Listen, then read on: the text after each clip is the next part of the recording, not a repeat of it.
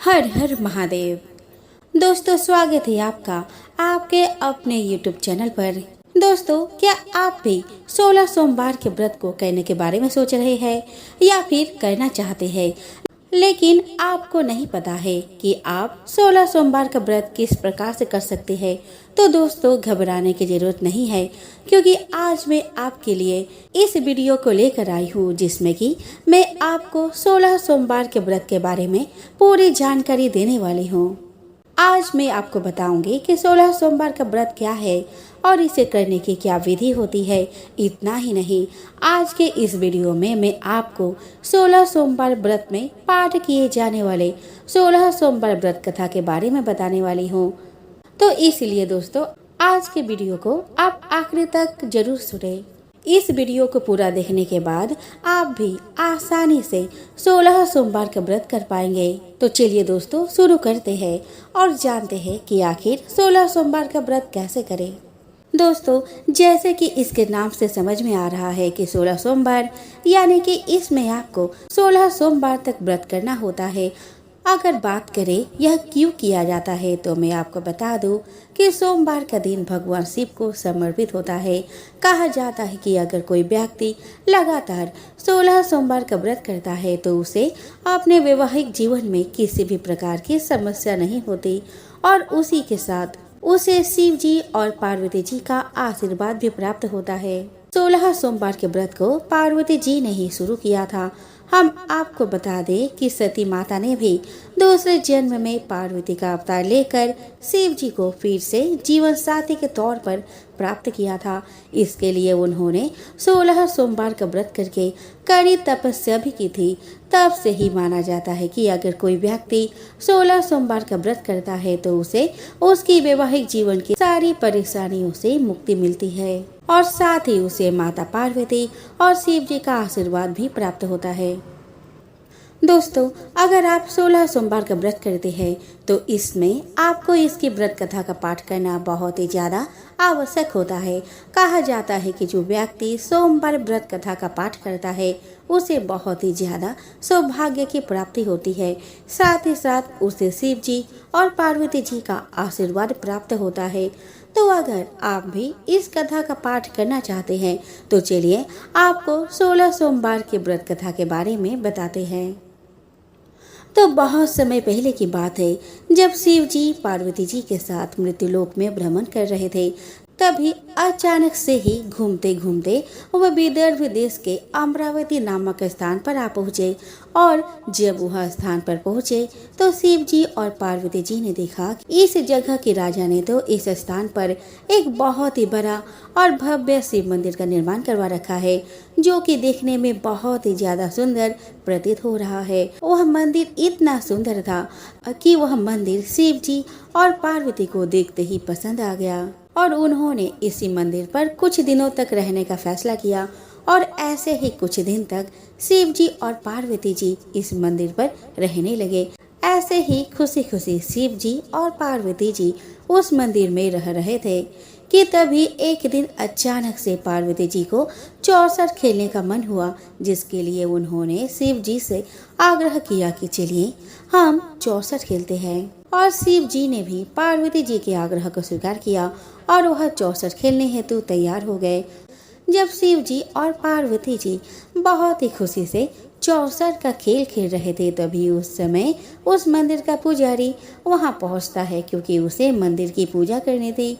तो वह जाकर शिव जी और पार्वती जी को चौसर का खेल खेलते हुए दिखता है। तभी पार्वती जी भी उस पुजारी को दिखती है और उस पुजारी से एक सवाल करती है कि हे पुजारी, तुम यह बताओ कि इस चौसर के खेल में कौन जीतेगा। पार्वती जी के सवाल को पूछने के बाद पुजारी कुछ देर सोचता है और कहता है कि इस खेल में तो कुछ भी हो जाए, देवों के देव महादेव ही जीतेंगे। उसके बाद जब शिव जी और पार्वती जी चौसर का चाल चलते हैं तो होता बिल्कुल विपरीत है। पार्वती जी शिव जी से विजय प्राप्त कर लेती है, यानी कि उस पुजारी की बात गलत हो जाती है। क्योंकि पुजारी की बात गलत हो गई। इस बात से पार्वती जी पुजारी से क्रोधित हो गई थी, क्योंकि उसने झूठ बोली कही थी। इसलिए उस पुजारी से क्रोधित होकर पार्वती जी ने उस समय उस मंदिर के पुजारी को झूठ बोलने हेतु कोढ़ी होने का श्राप दे दिया। शिव जी ने पार्वती जी को रोकने की भी कोशिश की, लेकिन पार्वती जी इतनी ज्यादा क्रोधित थी कि उन्होंने शिव जी की बात माने बिना ही उस पुजारी को श्राप दे दिया। अब करना क्या था, जो होना था वो हो गया। बेचारे पुजारी को कोढ़ी की बीमारी हो गई और उसके बाद शिव जी और पार्वती जी वापस अपने घर कैलाश की ओर चल दिए।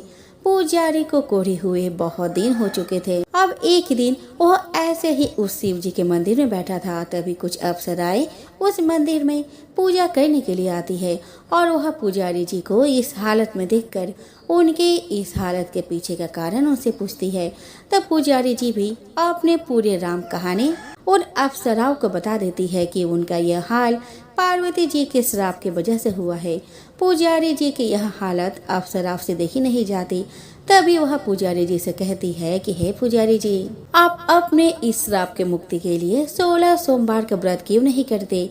क्योंकि 16 सोमवार का व्रत करने से शिव जी आपसे प्रसन्न होंगे और आपको इस श्राप से भी मुक्ति मिल जाएगी। ऐसा सुनते ही पुजारी जी खुश हो गए और उन्होंने उन्हीं अप्सराओं से 16 सोमवार व्रत की पूरी विधि और नियमों को पूछा और पूरे विधि और नियम अनुसार सोमवार के व्रत को किया और ऐसा ही हुआ। शिव जी की कृपा से पुजारी को पार्वती जी के द्वारा दिए कोढ़ी के श्राप से मुक्ति मिली और वह रोग मुक्त हो गया। एक और दिन की बात है जब फिर पार्वती जी और शिव जी उसी मंदिर में भ्रमण करते हुए आए और पार्वती जी मंदिर में उस पुजारी को देखकर हैरान रह गई, क्योंकि पुजारी पूरी तरह से रोग मुक्त था, जबकि पार्वती जी ने उसे श्राप दिया था। तो ऐसे में पार्वती जी उस पुजारी से पूछती है कि मैंने तो तुम्हें श्राप दिया था, तो तुम रोग मुक्त कैसे हुए? तो उस पुजारी ने पार्वती माता को वह सारी बात बताई कि कैसे उन्होंने 16 सोमवार का व्रत किया और शिव जी की कृपा से उन्हें उनके श्राप से मुक्ति मिली। यह सुनकर पार्वती जी हैरान हो गई और खुश भी हुई। उसके बाद पार्वती जी ने उस पुजारी से 16 सोमवार के व्रत को विधि पूर्वक पूर्ण करने की विधि के बारे में पूछा। पुजारी ने पार्वती जी को सारी विधि बता दी। उस समय पार्वती जी अपने पुत्र कार्तिकेय के नाराज होकर दूर जाने की वजह से बहुत ही ज्यादा परेशान थी और वह कुछ भी करके उन्हें वापस लाना चाहती थी, जिसके लिए उन्होंने 16 सोमवार का व्रत करना सही समझा। जिसके बाद वह भी पुजारी के द्वारा बताई गई विधि से विधि विधान से 16 सोमवार का व्रत करने लगी और उन्हें इनका फायदा भी मिला। जैसे ही व्रत खत्म हुआ वैसे ही कुछ दिनों में कार्तिकेय पार्वती जी के पास लौट आए। जब कार्तिकेय जी पार्वती जी के पास वापस आए तब उन्होंने पार्वती जी से पूछा कि माता, आपने ऐसा क्या किया जो मैं आपके पास वापस लौट आया और मेरा क्रोध भी पूरी तरह से समाप्त हो गया। तब माता पार्वती ने कार्तिकेय को भी 16 सोमवार के व्रत के बारे में बताया। उसके बाद कार्तिकेय ने भी 16 सोमवार के व्रत को करने की ठान ली, क्योंकि वह अपने एक ऐसे ब्राह्मण मित्र से मिलना चाहते थे जो कि परदेश गया हुआ था। इसीलिए कार्तिकेय ने भी 16 सोमवार के व्रत को विधि विधान से किया और जिसके बाद हुआ यह कि जैसे ही 16 सोमवार का व्रत खत्म हुआ वैसे ही उनका परदेश गया हुआ मित्र अचानक ही कार्तिकेय से मिलने आ गया, जिससे कि कार्तिकेय जी बहुत ही ज्यादा प्रसन्न हो गए। जब उनके मित्र को इस राज के बारे में पता चला कि कार्तिकेय ने 16 सोमवार का व्रत करके उसे अपने पास मिलने हेतु बुलाया है, तो कार्तिकेय का मित्र भी बहुत ही ज्यादा प्रसन्न हुआ। उसने भी इस व्रत को करने की इच्छा जताई, क्योंकि वह चाहता था कि उसका विवाह हो जाए। इसीलिए कार्तिकेय जी ने 16 सोमवार की सारी विधि अपने मित्र को बता दी, जिसके बाद उनके मित्र ने भी पूरी विधि विधान से 16 सोमवार के व्रत को किया। एक दिन ऐसा हुआ कि जैसे ही कार्तिकेय जी का मित्र विदेश गया, वहाँ एक राजा की कन्या का स्वयंवर हो रहा था, जहाँ शर्त यह थी कि एक हथिनी को माला पकड़ाई जाएगी और वह माला हथेली जिसके गले में डालेगी उसी व्यक्ति से मेरी बेटी की शादी होगी। कार्तिकेय जी का मित्र भी स्वयंवर देखने गया हुआ था और शिव जी की कृपा देखो, हथिनी ने कार्तिकेय जी के मित्र के ऊपर ही उस माला को पहना दिया। जिसके बाद राजा ने बड़े धूमधाम से अपने राजकुमारी और ब्राह्मण का विवाह करवा दिया। राजकुमारी और ब्राह्मण के विवाह के बाद दोनों ही अपने जीवन में बहुत ही ज्यादा खुश थे और खुशी से अपनी जिंदगी बिता रहे थे। लेकिन एक दिन अचानक ही राजकुमारी ने ब्राह्मण से यह सवाल किया कि हे मेरे पतिदेव, आखिर तुमने ऐसा कौन से पुण्य किए थे जो हथिनी ने तुम्हें ही चुना और तुम्हें ही माला पहनाई। तो इस बात को सुनकर ब्राह्मण थोड़ा सा मुस्कुराए और उन्होंने 16 सोमवार के व्रत वाली बात अपने पत्नी को बता दी, जो कि ब्राह्मण को उनके परम मित्र कार्तिकेय जी ने बताया था। उसके बाद 16 सोमवार व्रत के बारे में जानकर उसने भी ब्राह्मण को इस व्रत को करने की इच्छा बताई। तो जब ब्राह्मण ने पूछा कि तुम यह व्रत क्यों करना चाहती हो, तब राजकुमारी ने कहा कि मुझे एक ऐसा पुत्र चाहिए जो कि सर्वगुण संपन्न हो। उसके बाद ब्राह्मण ने अपने पत्नी को 16 सोमवार करने की पूरी विधि बताई। जिसके बाद राजकुमारी ने 16 सोमवार व्रत को पूरी विधि विधान से किया। जिसके बाद उसे सच में एक सत्य पुत्र की प्राप्ति हुई जो कि सर्वगुण संपन्न था। उसका नाम गोपाल रखा गया। जब वह पुत्र बड़ा हो गया तो उसे भी उसकी माता से इस व्रत के बारे में पता चला, तो उसने भी राजपाट की इच्छा के लिए इस व्रत को करने के बारे में सोचा। उस समय एक राजा अपने पुत्री के लिए एक अच्छा सा वर ढूंढ रहे थे, तो उन्होंने अपनी शादी ब्राह्मण के पुत्र गोपाल से करवा दी। कुछ साल ऐसे ही खुशी से गुजरे, सब शांति से जीवन यापन कर रहे थे। लेकिन अचानक राजा की मृत्यु हो जाती है और उनकी कोई भी संतान न होने के कारण उनकी बेटी के पति यानी कि गोपाल को ही राजपाट प्राप्त हो गया। वैसे तो ब्राह्मण के बेटे को राजपाट प्राप्त हो गए, लेकिन वह 16 सोमवार का व्रत लगातार करता था। एक दिन की बात है, जब वह अपना सोमवार का व्रत कर रहा था, तब उसने अपने पत्नी यानी कि राजकुमारी को भी अपने साथ यह व्रत करने हेतु मंदिर आने को कहा था। लेकिन राजकुमारी ने ऐसा नहीं किया, बल्कि उन्होंने अपनी जगह दासियों को वहां भेज दिया। वहां ब्राह्मण के बेटे गोपाल 16 सोमवार के व्रत को करके जैसे ही उठे, उन्हें एक आकाशवाणी सुनाई दी, जिसमें कि कहा जा रहा था कि तुम अपने पत्नी को अपने से दूर रखो, वरना तुम्हारा विनाश निश्चित है। यह सुनकर गोपाल बहुत ही ज्यादा आश्चर्यचकित हो गए और दुविधा में पड़ गए कि आखिर मैं उसे अपने से दूर कैसे रखूं, जिसकी वजह से मुझे यह राजपाट प्राप्त हुआ है। लेकिन वह आकाशवाणी पर विश्वास करके अपने पत्नी का त्याग कर देता है और उसे अपने महल से भी बाहर निकाल देता है। इसके बाद रानी को जब महल से निकाल दिया गया, वो ऐसे ही अपने राज्य में भूखे प्यासे गरीबों की तरह भटकती रही। तब जाकर राजकुमारी को एक बुढ़िया दिखाई दी, जो कि सूत काट कर बाजार में बेचने के लिए जा रही थी, लेकिन उसे उस काम में परेशानी आ रही थी। तभी वह बुढ़िया राजकुमारी से कहती है कि अगर तुम इस सूट को मेरे साथ बाजार लेकर चलोगी और इसे बेचने में मेरी सहायता करोगी, तो मैं भी तुम्हारी सहायता करूंगी और बदले में मैं तुम्हें कुछ पैसे दूंगी। जिसके बदले राजकुमारी तैयार हो जाती है। जैसे ही राजकुमारी ने उस सूट के टोकरी को उठाई, वैसे ही आंधी चली और सारी सूट हवा में उड़ गई, जिससे कि वह बुढ़िया औरत नाराज हो गई और क्रोधित होकर राजकुमारी को भगा दिया, जिससे कि वह फिर से ऐसे ही घूम रही थी। उसके बाद वह एक तेली के घर गई, जहाँ जाने पर शिव जी के नाराज हो जाने के कारण तेली के घर की सारी तेल से भरी मटकियाँ फूटने लगी, जिससे कि तेली भी बहुत ज्यादा क्रोधित हो गया और उसने भी राजकुमारी को भगा दिया। उसके बाद राजकुमारी ऐसे ही अपने राज्य में भटकने लगी। उन्हें अचानक से प्यास लगी, लेकिन उन्होंने जैसे ही नदी के जल को हाथ लगाया, उनके स्पर्श में वह नदी सूख गई।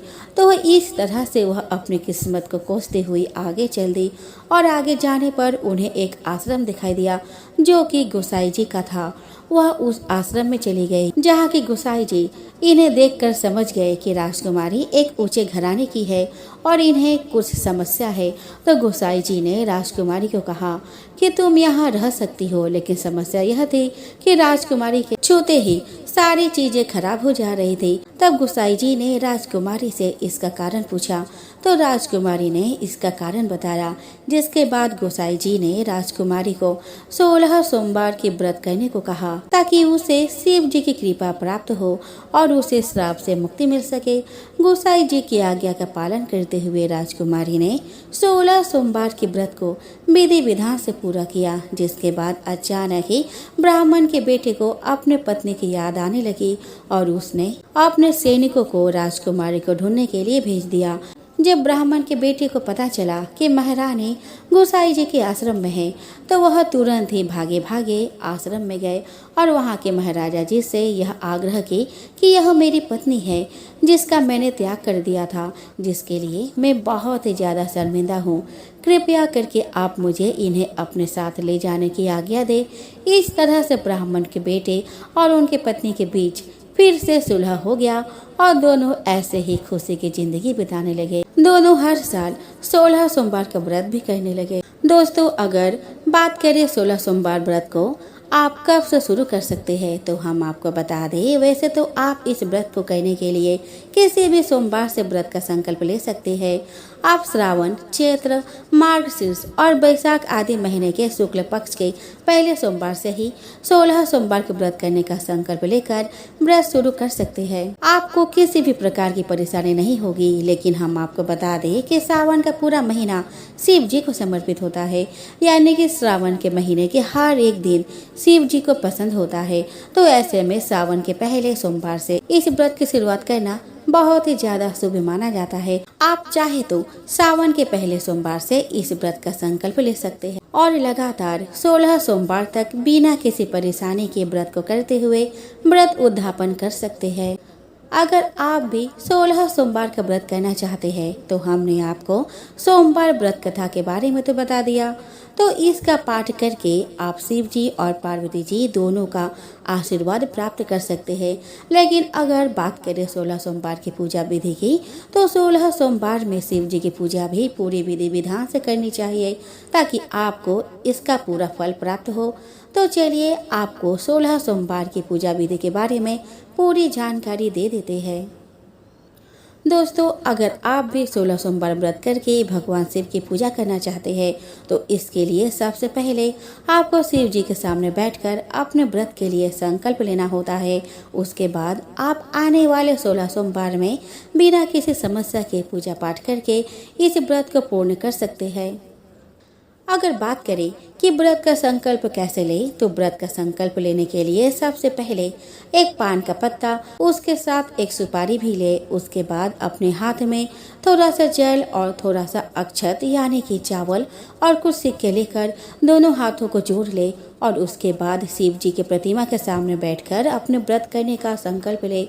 वैसे तो 16 सोमवार में शिव जी की पूजा शाम के समय की जाती है, इसीलिए हाथ के सारे सामानों को शिव जी को समर्पित कर दे और पूजा शाम को करे। अब बारी है शाम को शिव जी की पूजा करने की। तो अगर आप घर में पूजा कर रहे हैं तो आप शिव जी के शिवलिंग को एक तांबे के पात्र में रखकर उनकी पूजा कर सकते हैं। इसके लिए सबसे पहले गंगा जल में गाय का दूध मिलाकर शिव जी का अभिषेक करें और शिव जी की आराधना करें। इसके बाद आपको शिवलिंग पर कई प्रकार की चीजें अर्पित करनी है, जैसे कि दही, पंचामृत, दूध, शहद, शक्कर, धूप, दीप, अष्टगंध, सफेद चंदन, सफेद वस्त्र, गन्ने का रस आदि को भी शिवलिंग पर अर्पित करें और इसी के साथ मन में ओम नमः शिवाय मंत्र का जाप करते रहे। इसके बाद आप शिव जी के आगे में ही बैठकर महामृत्युंजय जाप और शिव चालीसा का पाठ कर सकते हैं और इसके बाद आप उस कथा का पाठ करें जो हमने आपको शुरू में ही बताई थी। 16 सोमवार व्रत कथा का पाठ करें।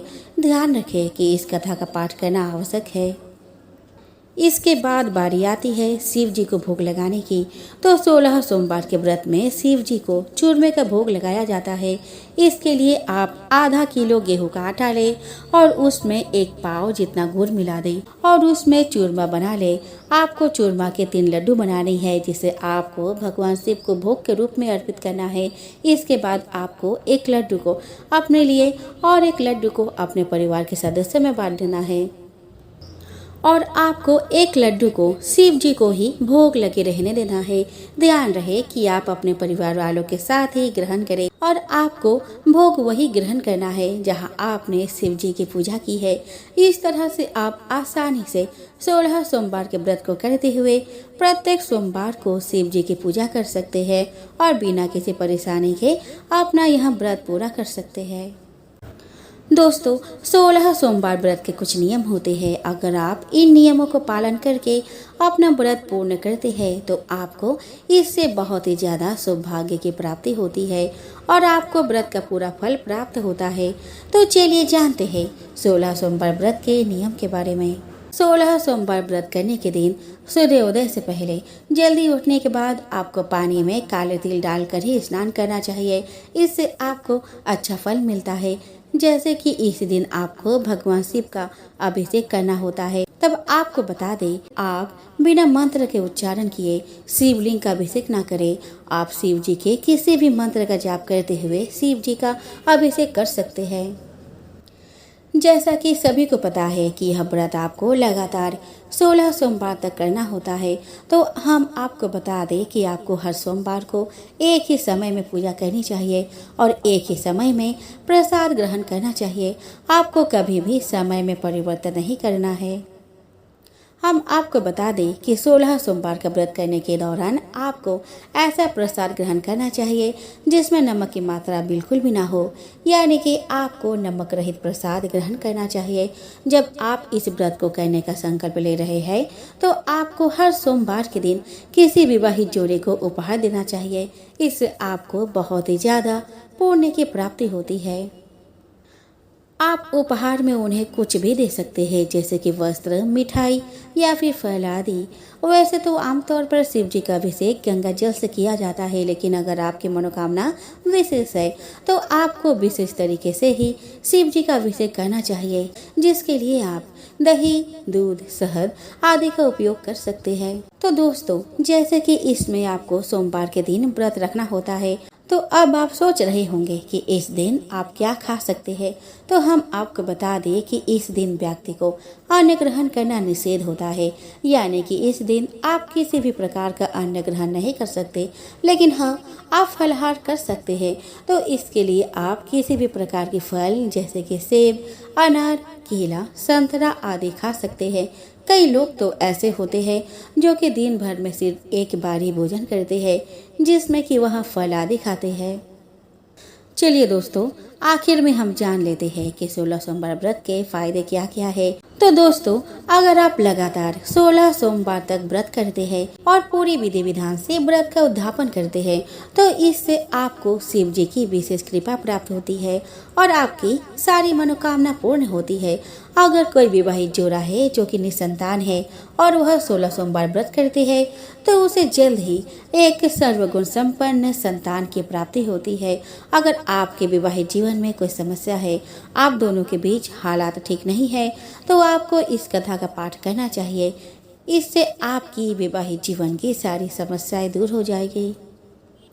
अगर आप 16 सोमवार का व्रत करते हैं तो इससे आपको धन की कमी नहीं होती है, आपके घर में धन संपत्ति बनी रहती है। अगर बात करें कि लड़कियां 16 सोमवार का व्रत क्यों करती हैं, तो हम आपको बता दें कि कोई भी औरत या फिर कुंवारी लड़की अगर 16 सोमवार का व्रत करती है तो उन्हें अखंड सौभाग्यवती और अपने मनपसंद जीवन साथी प्राप्त होने का आशीर्वाद प्राप्त होता है। इसीलिए लड़कियां 16 सोमवार का व्रत करती है।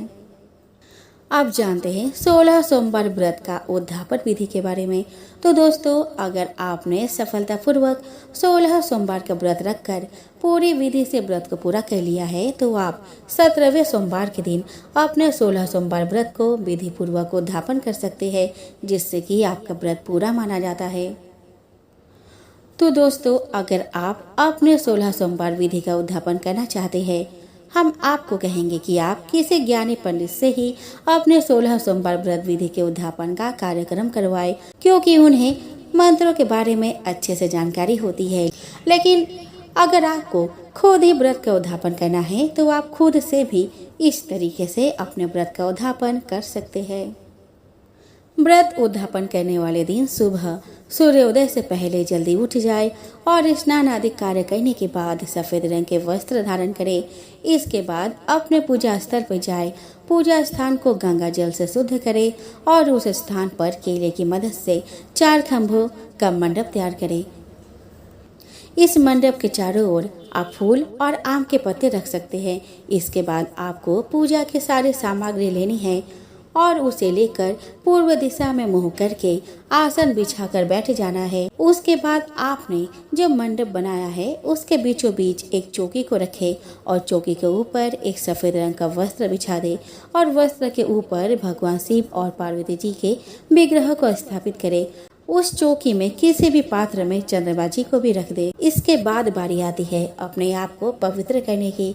तो इसके लिए सबसे पहले आप अपने हाथ में थोड़ा सा स्वच्छ जल ले और उसके बाद ओम अपवित्रः पवित्रो वा सर्वावस्था में गतोऽपि वा यह समेरेत पुंडरीकाक्षं स बाह्य अभ्यंतरः शुचिः। इस मंत्र का उच्चारण करते हुए इसे पूजा के सभी सामग्रियों के ऊपर छिड़क दे और सभी चीजों को पवित्र कर ले। इतना करने के बाद आपको शिव जी और पार्वती जी की पूजा करनी होती है, जिसके लिए आप शिव जी का अभिषेक कर सकते हैं और उन्हें कई प्रकार की चीजें जैसे कि धतूरा, बेलपत्र, सुपारी, भांग आदि अर्पित कर सकते हैं। इसके बाद पूजा हो जाने के बाद आप अपना व्रत उद्यापन कर सकते हैं। लेकिन ध्यान रहे कि जिस दिन आप अपना व्रत उद्यापन करें उस दिन आपको दिन भर में एक बार ही भोजन करना है और ऐसा भोजन करना है जिसमें नमक ना हो।